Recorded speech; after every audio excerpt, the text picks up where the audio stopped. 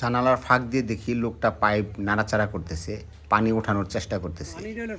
আমি তখন ওনাকে বললাম এভাবে পানি উঠবে না, তখন লোকটি আমাকে বললো পানি উঠবে, পানির বাপও উঠবে।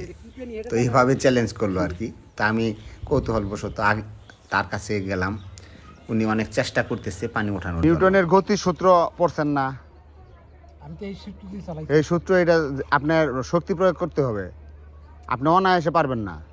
আপনি যেমন করলেন ঠিক ওই রকম করতে হবে, ওটা আপনাকে বল প্রয়োগ করা লাগতেছে, ঠিক আছে?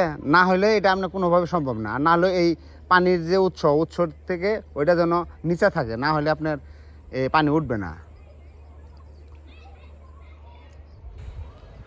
যাই হোক, উনি ওনার চেষ্টা চালিয়ে যাচ্ছে, তারপরও পানি শেষ পর্যন্ত পানি উনি দিতে পারে নাই। পরে পরামর্শ দিয়েছি যে আপনি একটি মগ এনে তারপর পানি সেচ দেন।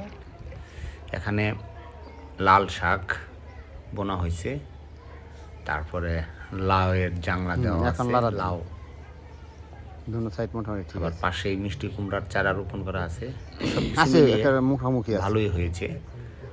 তো এই জায়গাটা বর্ষাকালীন সময়ে একদম পানিতে ডুবে থাকে, নিমজ্জিত থাকে। তো মাটিটা প্রচণ্ড জৈব সার আছে, তো এখানে বাড়তি কোনো সার দেওয়া লাগে না, মাটিতে প্রচুর উর্বরতা রয়েছে। পাইপ হইলে দূরত্ব হইলে এর এই জিনিস না। যাই হোক, সাইডে দিবে না, পানি পড়বে না। তো লোকটা একটু গাওরা মসজিদের মতো আর কি। আপনি যাই কর না কেন, আপনি যাই কর না কেন, আপনি এইভাবে যাবে না। আপনার পানির উৎস থেকে ওইটা যদি উচ্চতা বেশি থাকে তাহলে ওটা যাবে না, ওর জন্য আপনি বল প্রয়োগ করতে হবে। হ্যাঁ, এখন ঠিক আছে, এখন ঠিক আছে, হয়েছে।